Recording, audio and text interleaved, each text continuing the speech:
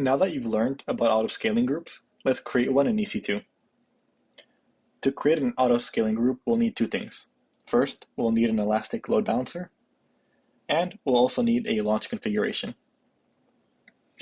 As I've already covered creating a elastic load balancer, I will skip that and instead focus on what we haven't covered. So we'll start by creating a launch template. Under Instances, click on the Launch Template section. A launch template is essentially a set of configurations that EC2 will follow when deploying a new instance, which will essentially allow us to automate the creation of web instances. I will call it Launch Template Demo, and I'd recommend selecting the Provide Guidance, as it will give you an idea of what is and isn't required when creating a launch template that will specifically be used within an auto-scaling group. For the AMI, I will be using the Ubuntu AMI, but you should double check with a handout which AMI you're supposed to use for the web instances. Similarly, I will be using the T2 Micro instance, but you should check with a handout which instance type you're supposed to use. For key pair login, we can leave it as don't include, since we will not need to SSH into these instances. And for security group, we can select the security group that we've created for the web instances. Make sure to tag the resource using the project tags. And under advanced details, make sure to enable the detailed CloudWatch monitoring. With the launch template now created, let's create the auto-scaling group. I'll call it Scaling Demo. And for launch template, we can select the one we've just created. Make sure when you select the launch template that you select the appropriate version in cases where you've modified it after you've created it. For VPC, we can make sure to select the same VPC that the load generator is under. I would also recommend selecting the same availability zone that the load generator belongs to. For load balancing, we'll create the load balancer you should have already created. And I'd recommend turning on the elastic load balancing health checks. And if you want, you can play around with the health check grace period, which basically defines when the health check should start to be taken. And again, make sure to enable group metric collection within CloudWatch. For group size, you can set a desired capacity it's essentially how many instances the group will start off with, and a minimum and maximum capacity. I'll go with 1 and 5, but you may want to play around with these numbers. Make sure to click on No Scaling Policies, as we'll go ahead and attach those manually later. And for instance maintenance policy, we can go with no policy.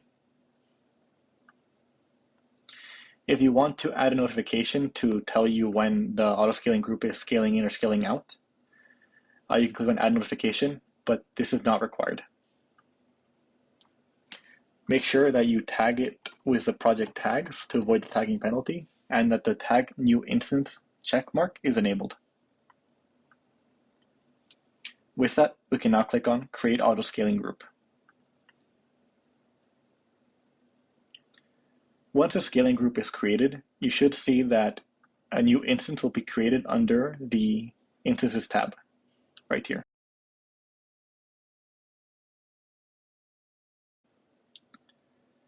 Make sure to double check that the correct tags are being set.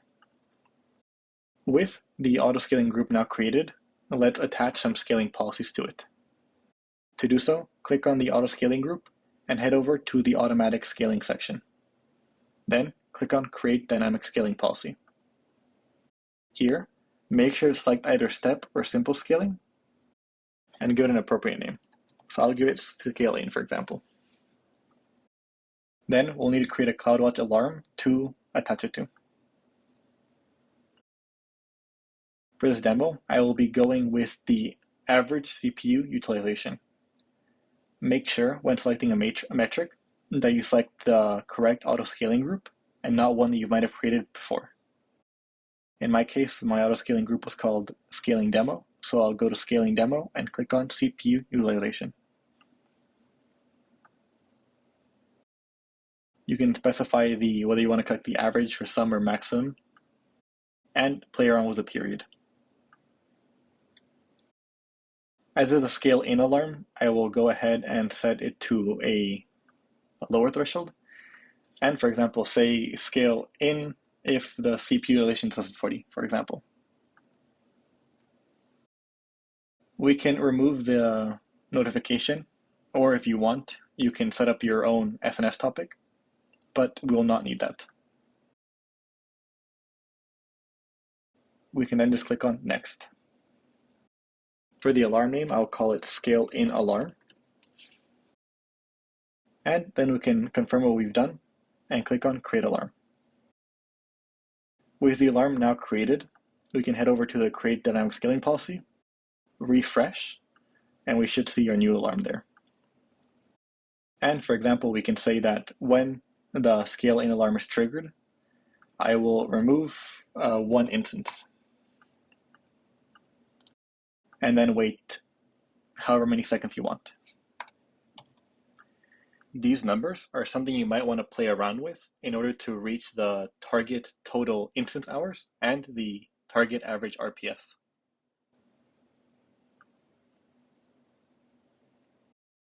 Now that I've created the scale in alarm, we can create the scale out alarm in a similar fashion, but I won't go over that since it's essentially a similar process. With the scaling policies now created, we can go ahead and move on to the next thing, which is where some students struggle, and that is how to delete the auto-scaling group. When deleting an auto-scaling group, you should never go here and manually delete the instances, as this could potentially lead to conditions where even though you delete it, the auto-scaling group will realize that you've deleted an instance and then immediately create another one. To delete the auto-scaling group, we head over to the auto-scaling group, click on here, and then click on delete. This might take a couple minutes, but after that is in the deleting state, we can then go to the launch template, and again, click on delete.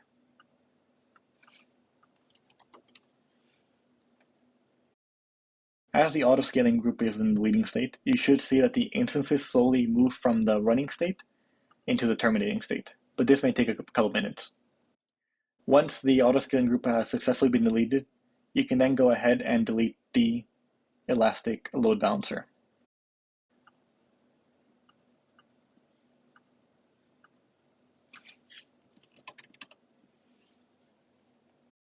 And that now essentially covers how to create and delete an auto-scaling group.